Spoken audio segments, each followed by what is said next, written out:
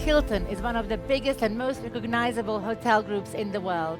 What is going to be the most revolutionary change is being able to deliver mass customization in a way that the world has never seen. Joining me here today is Christopher Nassetta, its CEO.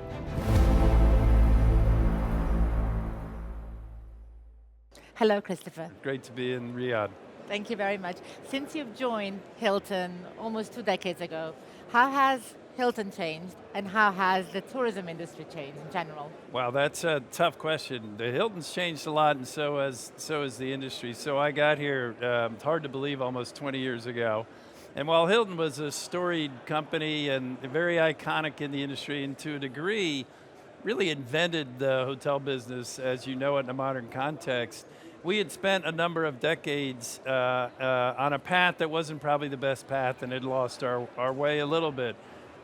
We had sort of let our culture head in a bad direction. Our brands were good, and certainly everybody knows the core Hilton brand, but we were not as good as we could be. We were not across all the different segments we needed to be in. From a growth point of view, we were sort of middle of the pack or worse, and ultimately as a result of some of those things, our performance was not really up to snuff. And so what's changed is all of those things. So, because you have an image of repairing broken companies. To a degree. Well, I think if I look at my history in running businesses, it's a little bit of both. And that's the story of Hilton. It's sort of fixing things and growing things. So how did you fix Hilton? Yeah, so I fixed it by focusing in those 4 key categories. 1, culture. I mean, in the end, we're a business of people serving people. We have to have a great culture. I'm not wearing my pin because they took it off me, but Hilton is the #1 great place to work in the world right now, and that's a real testament, particularly in a service industry. So we've built a world-class culture. We've taken the company from 8 brands to 24 brands, going from Spark by Hilton in the premium economy space to Waldorf Astoria, 2 of which are going to open here in Riyadh in the next 12 months at the very highest end. We've taken our growth rate from a laggard in the industry to leading the industry in growth. And I'm very proud to say, as a result, we perform really well for our ownership community. The brands all perform well. We don't own the hotels, we work with third-party owners, so it's really important that we drive performance. And importantly, as well as our shareholders, we've been, over the last 5 and 10 years, we've been the best of the large cap hotel companies in terms of performance on the New York Stock Exchange. And so Hilton, while has always been an extraordinary company with an extraordinary history, is a very different company and very much on the move relative to where we were 20 years ago. Do you plan to stay focused on hotels? We definitely plan to stay focused on hotels. I learned a long time ago, probably as a child, but certainly in my education and business school, understand the business you're in and do it really, really well. And we're in the business of hospitality, and so we try and be really focused on hospitality and doing it well and giving customers what they want, which ironically, as much as changed in the world and how we deliver it, our customers want something really quite simple. I assume you as a customer of hotels, because everybody is, would hopefully agree with this, and that is they want a reliable and a friendly experience. That's really what people want. How that's brought to life in a modern context and how we merge product, service, technology is wildly different than it was 10, 20, 30. I've been doing this for 40 years, certainly 40 years ago. But the core essence of what we do and what customers want is very much the same, and I'm a very big believer in focused strategy.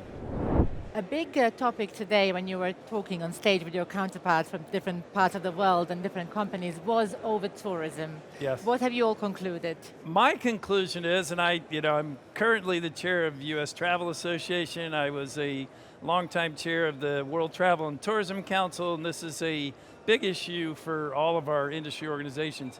I don't think we have an over-tourism issue broadly in the world. I think we have an over-tourism issue in certain destinations around the world. And I think we as an industry and working in public-private partnerships need to make sure that we're addressing that and that we are making sure we're taking care and our stewards of our destinations. And the way to do it, and I think Saudi Arabia, I said it on stage a few minutes ago, I think is the perfect example of a destination that has extraordinary history, ancient history, and extraordinary opportunities for leisure in the Red Sea and other places that the world really hasn't begun to discover, and certainly cannot be accused of being, of having an over-tourism problem. So I think what really we need to do is work with governments and public-private partnership to distribute tourism around the world. There are certain markets that are so popular, they just can't handle it, but the beautiful thing is, it's a really big world, and there's a wonderful diversity of destinations around the world that the public hasn't really discovered. So our job, I feel like, in working with governments, but our job is to market to our 200 million plus Hilton Honors members. What are some of those opportunities? What are those opportunities here in the kingdom and in this region? What are those opportunities in some of the places that are less well known, less sought after, but are extraordinary and might actually be sort of a unique and different experience, which certainly people are looking for. So you have said you have witnessed many changes in the past 2 decades in the industry.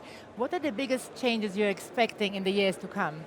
I think the biggest revolution in our industry, I think if you lift way up, we're living in a world of hyper transparency and hyper personalization, customization. You think about I don't have my phone in my pocket, but everything in your life, you can see everything, like there's nothing hidden anymore, then you can customize everything you're doing in your life. If that's how everybody's living their life, that's how you're living your life, I'm living, and everybody that around us is living their life, that's the way they want to live their life with us too. And so I think that, what is going to be the most revolutionary change is being able to use massive amounts of data, using AI and all sorts of other tools to enable our teams, because we are ultimately a people business and always will be a business of people serving people, enabling our teams with the technology and information to deliver mass customization in a way that the world has never seen. And as a result, will enhance experiences in a way that is hard to conceive of, certainly 5 or 10 years ago, even to a degree today, but it's here and happening, and we're doing it. We're investing in a very significant way, and we're seeing it. I'm seeing it real time, and I think when you fast forward not 10 years, 3, 4, 5 years, you're going to see a very different sort of experience in the merger of product, service, and technology. Thank you very much indeed. Yeah, it's great to be here. Thanks for having me.